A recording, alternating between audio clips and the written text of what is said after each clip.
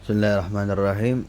Kembali lagi kita ke permasalahan dalam buku Uyunul Masailin Nisa, sumber rujukan permasalahan wanita.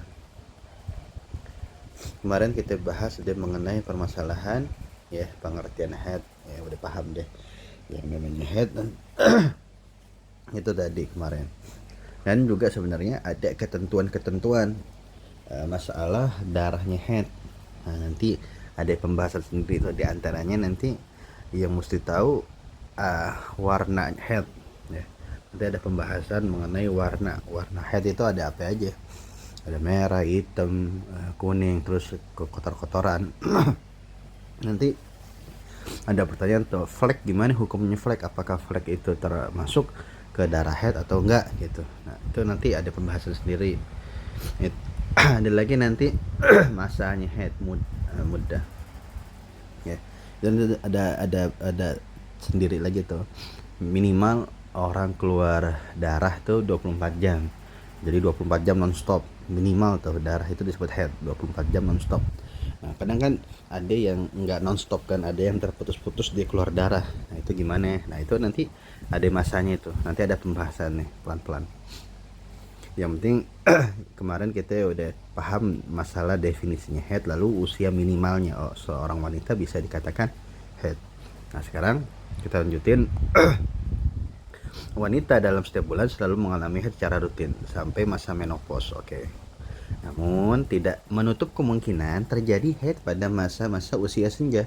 Iya, misalkan dia pas umur 9 tahun nggak keluar darah, 10 tahun nggak keluar darah, sampai dia umur berapa ya, misalkan 40 tahun ya, 40 tahun keluar darah. Bagaimana hukum darahnya itu?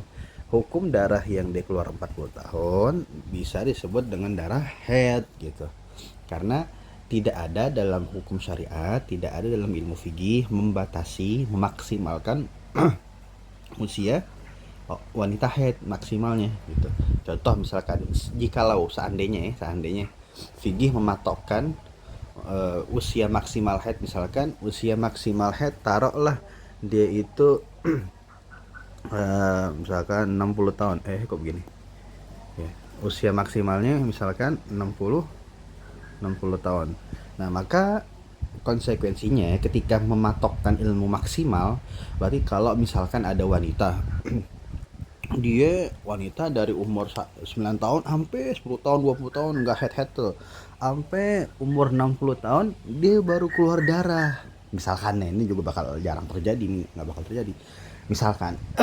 Nah ketika umur 60 dia keluar darah ya, maka ketika 60 dia keluar darah, darahnya bukan disebut darah haid. Kenapa? Karena ketika umur 60 itu fikih mematokkan, intinya kalau umur 60 itu pasti darahnya keluar bukan darah haid. Kenapa? Karena umur maksimalnya. Kayak kemarin tuh yang umur minimal haid kan 9 tahun. Nah berarti konsekuensinya apa? Kalau misalkan ada orang keluar darah, wanita keluar darah umur 7 tahun, 6 tahun, 5 tahun, bisa gak kita disebut darah haid? Nggak bisa. Kenapa? Karena ilmu fikih udah menentukan ya, mematokkan usia minimal. Nah sementara kalau usia maksimal ulama fikih tidak mematokkan. Nah tapi di sini dikatakan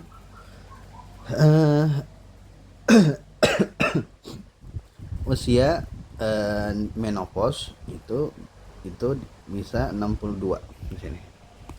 Jadi 62. Rata-rata usia menopause itu 62 tahun. Ya. Tapi nggak menutup kemungkinan ketika umur 62 lebih masih ada orang head, wanita yang head, bahkan bisa punya anak kan, bisa aja. Kali aja gitu kan, bisa aja. Allah emang udah kasihnya pas umur tua. Nah sekarang hukum belajar mengenai ilmu haid. Apa sih hukumnya gitu? Nah kenapa sih kita belajar ilmu haid? Ilmu yang berkaitan dengan selalu bersentuhan dengan rutinitas ibadah untuk seorang wanita ya. Kita belajar ilmu haid agar ibadah yang dilakukan itu sah dan benar menurut syariat Kenapa? Karena ketika ketika kita kemarin tuh ngitung tuh kan ada nanti nggak setiap wanita yang keluar darah itu langsung disebut haid, nggak boleh sholat, nggak boleh ini, nggak boleh, nggak begitu juga. Karena apa ya? Karena yang namanya haid, menstruasi itu juga kadang seorang wanita dia bisa berubah adatnya. Tadinya sebulan sekali, ini bisa sebulan 2 kali. Tadinya misalkan adatnya dia 7 hari nih, tapi tiba-tiba berubah kok jadi 3 hari atau jadi 2 hari, headnya nggak lancar, ada gimana gitu.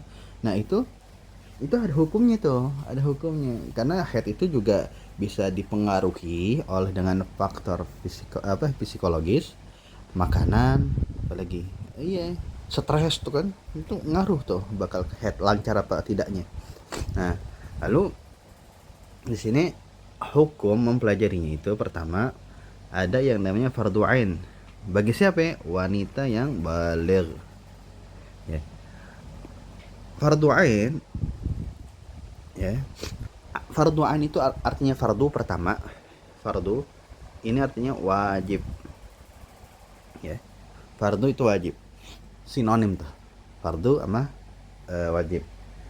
Nah, cuma wajib di sini kan kita udah tahu apa sih arti wajib. Wajib kan kalau misalkan kita kerjain dapat pahala, kalau ditinggalin dosa. Berarti kalau misalkan ada orang meninggalkan kefarduan, kewajiban, hukumnya dosa. Nah, fardu ain ini apa sih arti ain? Ya, fardu ain artinya fardu yang diwajibkan kepada individu. Per orang wajib melaksanakan kewajiban ini per orang. Namanya fardu ain. Ya, fardu ain. Kayak misalkan sholat 5 waktu itu kan wajib. Tapi wajibnya wajib fardu ain. Wajibnya yang benar-benar per individu mesti kudu ngelakonin gitu. Nah, sekarang fardu ain ini bagi siapa, diperuntukkan untuk siapa yang mempelajari ilmu haid? Yang pertama untuk wanita. Dan wanitanya nggak sembarangan, wanita yang kudu udah baligh. Ya, baligh. Wanita yang baligh. Artinya wanita yang sudah memasuki masa balik atau balik ya, nanti ada pengertian balik tuh nanti setelah pembahasan ini. Balik itu orang yang berakal dan udah yang diwajibkan. Ada tanda-tandanya tuh, misalkan dia udah head, dia udah pernah mimpi basah kalau laki-laki, pernah mengeluarkan mani, atau kalau dia dalam masa umur patokannya 15 tahun. Nah, itu wanita yang sudah mengalami masa balik, apa kalau istilahnya pubertas ya, apa sih? Nah, itu maka wanita tersebut wajib menuntut ilmu yang berkenaan mengenai haid, masalah wanita. Wajib dia biar paham, biar nanti ibadahnya dia dilakukan dengan benar, dengan sah. Sayang dong kalau misalkan udah bertahun-tahun di ibadah dia itu tapi nggak dapet pahala. Kenapa? Karena ibadahnya dia nggak sesuai syariat gitu. Nah, artinya wajib bagi setiap wanita yang sudah balik untuk belajar dan mengerti permasalahan yang berhubungan dengan haid, nifas, ya, istihadah. Nah, haid itu tadi kemarin. Kalau nifas itu darah yang keluar setelah melahirkan. Wanita melahirkan, habis itu keluar darah. Nah, darahnya disebut darah nifas. Nah, kalau istihadah itu ialah darah yang mana yang tidak sesuai dengan pengertian haid, tidak sesuai dengan darah pengertian nifas gitu. Misalkan haid kemarin kan pengertiannya udah. Nah, ternyata ada itu tuh ketentuannya yang beda dengan darah haid, maka darah tersebut istihadah namanya. Nah, sebab mempelajari hal yang menjadi syarat keabsahan dan batalnya suatu ibadah adalah fardu ain. Tuh. Ini yang mesti dipegang. Ya, syarat keabsahan dan batalnya suatu ibadah itu ialah fardu ain mempelajarinya. Ya, mempelajarinya itu fardu ain. Kita misalkan kita mau sholat nih, kita mesti kudu wajib hukumnya ngerti permasalahan sebab apa syarat sahnya sholat, syarat batalnya sholat. Biar kenapa? Biar kita ibadah tahu minimal kan minimal kan seenggaknya masalah ibadah kita mesti kudu sesuai dulu nih sama syariat. Urusan diterimanya sama Allah apa enggaknya ya terserah Allah, haknya Allah deh tuh. Yang penting dalam sesuai hukum-hukumnya Allah dulu deh, udah benar belum gitu. Kalau misalkan ada orang dia nggak punya ilmu, dia ibadahnya dia aja masih belum tahu benar apa kagaknya dalam syariat, bagaimana mau diterima sama Allah gitu. Harus diverifikasi dulu melalui ilmu, baru nanti diterima apa enggaknya itu urusan Allah gitu. Karena itu wajib, hukumnya wajib per individu fardu ain bagi wanita baligh untuk mempelajari ilmu yang berkenaan mengenai haid ini tadi. Sehingga setiap wanita wajib keluar dari rumah tuh, mesti keluar dari rumah untuk apa, mempelajari hal tersebut. Nah, ini ketika misalkan di rumahnya nggak ada orang alim, nggak ada orang yang bisa mengajarinya. Tapi kalau misalkan ada di rumah ada orang yang bisa mempelajarinya, ada yang misalkan ada seorang anak ustadz deh, anak ustadz, nah kan itu nanti bapaknya itu ustadznya yang ngajarin. Dan bagi suami atau mahram itu nggak boleh mencegahnya ketika dia nggak mampu mengajarinya. Tadi tuh kan ketika kita mengatakan bahwasanya hukum wanita yang sudah balik itu wajib mempelajari ilmu haid. Oke, sementara di dalam rumahnya tidak ada mahram ataupun suami yang bisa mengajarinya. Mahram kayak misalkan adeknya, pamannya, terus bapaknya, kakeknya, nggak ada yang bisa ngajarin gitu. Maka si wanita itu wajib hukumnya keluar untuk apa? Untuk mencari ilmu itu biar dia paham, biar nanti ibadahnya dia bisa dilakonin gitu. Wajib hukumnya. Dan bagi si suami ame mahram nggak boleh mencegahnya ketika dia nggak mampu ya. Supaya apa? Karena kan dia nggak mampu. Kalau dicegah namanya dia menghalangi kewajiban dan dosa hukumnya. Tapi beda hal kalau misalkan dia mampu, maka apa? Wajib bagi mereka si suami atau mahram yang mampu tadi untuk mengajarinya, memberi penjelasan, dan diperbolehkan baginya untuk mencegah wanita tersebut keluar dari rumah. Tuh. Ketika apa? Ketika si suami dan mahram itu boleh apa bukan boleh, dia mampu mengajarinya gitu. Berarti kita simpulannya dua begini ya, coba kita bikin. Pertama ini wajib kan, wajib ain. Nah nanti ini mampu ya, yang ini tidak mampuan, tidak mampu. Nah yang mampu tadi, yang mampu ini ya, yang mampu ini dia nggak apa namanya wajib memberi penjelasan tadi itu, yang penjelasan. Dan dia juga boleh melarang untuk cegah wanita untuk keluar, untuk belajar. Ngapain di rumah aja ada yang ngajarin, ngapain gitu, nggak usah keluar nyari yang lain, nyari ini di sini dulu di rumah deh yang bisa gitu, istilahnya kan gitu.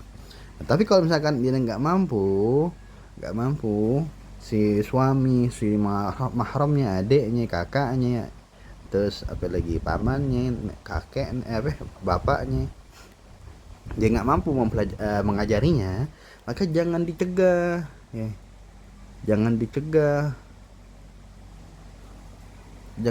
untuk apa? Untuk si wanita itu keluar belajar gitu. Nah selanjutnya hukum mempelajari ilmu haid ialah fardu kifayah bagi siapa? Bagi laki-laki. Nah yang tadi fardu ain, yang sekarang fardu kifayah. Fardu kifayah ialah kewajiban yang mana apabila dilakukan oleh sebagian orang maka dosanya runtuh, nggak jadi kena dosa. Contoh misalkan orang sholat jenazah ya, sholat jenazah kan fardu kifayah. Kalau di suatu kampung ada sholat ada orang, ada jenazah, ada yang meninggal, lu nggak ada yang nyolatin semuanya, maka dosa semua. Tapi kalau ada sebagian aja yang ngelakuin sholat jenazah tuh, nyolatin tomayan, maka tuntutan untuk nyolat ini jadi gugur, artinya nggak dosa semua. Nah begitu juga nih fardu kifayah ialah kewajiban yang nggak per individu gitu, nggak per individu. Artinya kewajiban yang kalau dilakukan oleh sebagian orang udah nggak jadi wajib lagi gitu. Nah cuma kewajibannya bagi siapa? Bagi laki-laki. Ya, kenapa bagi laki-laki? Kenapa bagi laki-laki? Karena mempelajari ilmu yang tidak bersentuhan langsung dengan amalia yang harus dilakukan hukumnya fardu kifayah. Untuk apa? Menegakkan ajaran agama dan untuk keperluan ifta, fatwa. Ya, kenapa? Karena kenapa bagi laki-laki untuk harus mempelajarinya? Karena yang menjadi eh, poros pemimpin sebuah keluarga kan laki-laki. Semaksimal mungkin ketika menjadi pemimpin harus mengetahui ilmu-ilmu yang berkenaan dengan apa yang dipimpinnya, termasuk ilmu yang kayak gini gitu. Dan ini merupakan sebuah ilmu yang ada di dalam ajaran agama gitu. Makanya Nabi dulu senang banget kalau ada perempuan yang dia nggak malu untuk menanyakan hal-hal yang berkaitan dengan kewanitaan gitu. Sementara sekarang ya ilmu yang kayak begini, ilmu yang sudah yang jarang disebarkan, jarang dimunculkan gitu. Makanya ini harus bagi laki-laki terutama biar seenggaknya dia agak paham, biar bisa menjadi nanti kalau ada permasalahan dalam keluarganya, anaknya, saudaranya, ya itu bisa dibenahin sama dia, bisa dikasih tahu dengan ilmu yang dia punya. Dan masalahnya ilmu begini kan seharusnya dipahami oleh wanita, sementara wanitanya aja nggak nanya, bagaimana laki mau tahu? Kan laki nggak ngerasain. Laki-laki ini mempelajari ilmu ini kan fardu kifayah, wajib kifayah, kita udah pelajarin, sementara benar apa enggaknya kan kita nggak tahu, kita nggak ngerasain. Nah si perempuannya juga nggak nanya, jadi ilmu jadi mati tuh, mantek gitu.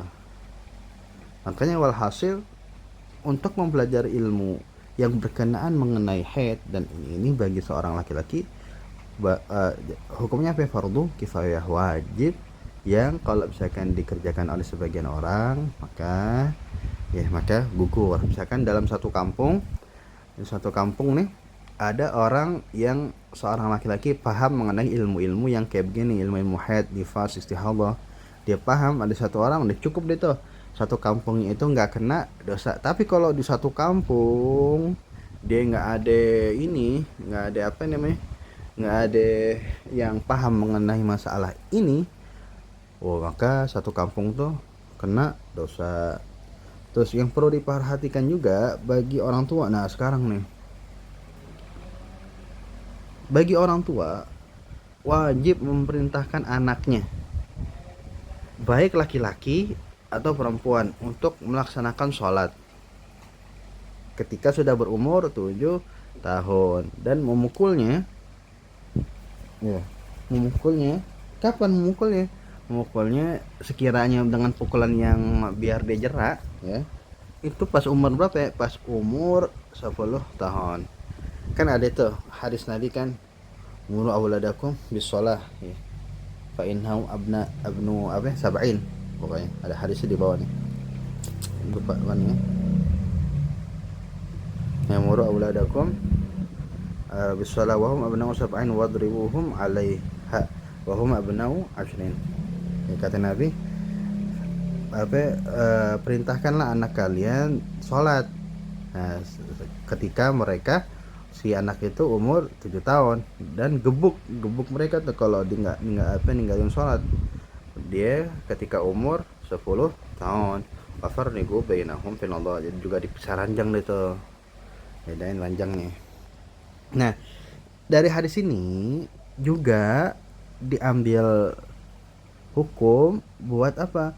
Buat si anak mempelajari masalah-masalah yang berkaitan dengan ibadahnya gitu.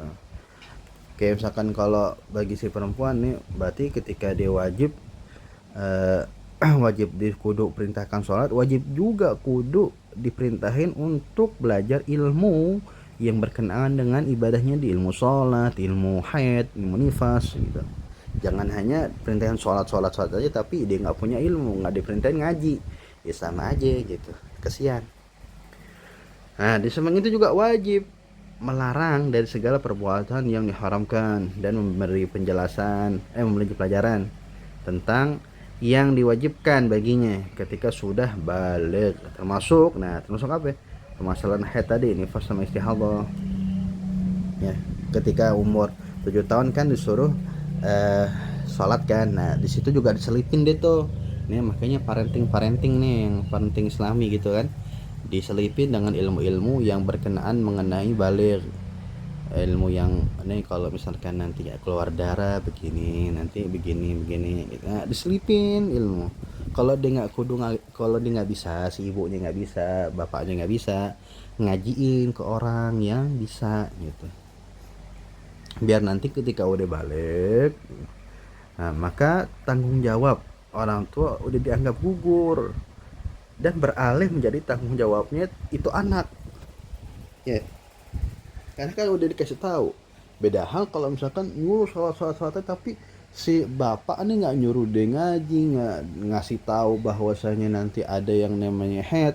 Lalu kalau orang head itu nggak boleh sholat, si orang tua kagak ngasih tahu ya, dan juga kagak nyuruh ngaji, maka tuh anak ketika udah gede ternyata head tetap ngelaksanain sholat. Nah itu baru tuh orang tuanya ikut serta dosa, masih bertanggung jawab gitu.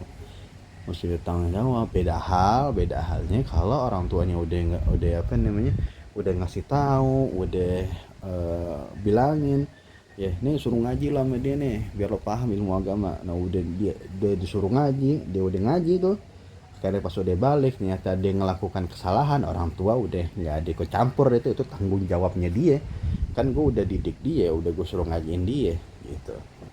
Makanya penting banget bagi si orang tua untuk memahami mengenai permasalahan pendidikan, bukan hanya pendidikan masalah umum dunia, tapi pendidikan juga untuk akhiratnya si anak gitu. Wallahu a'lam. Ya sampai sini dulu.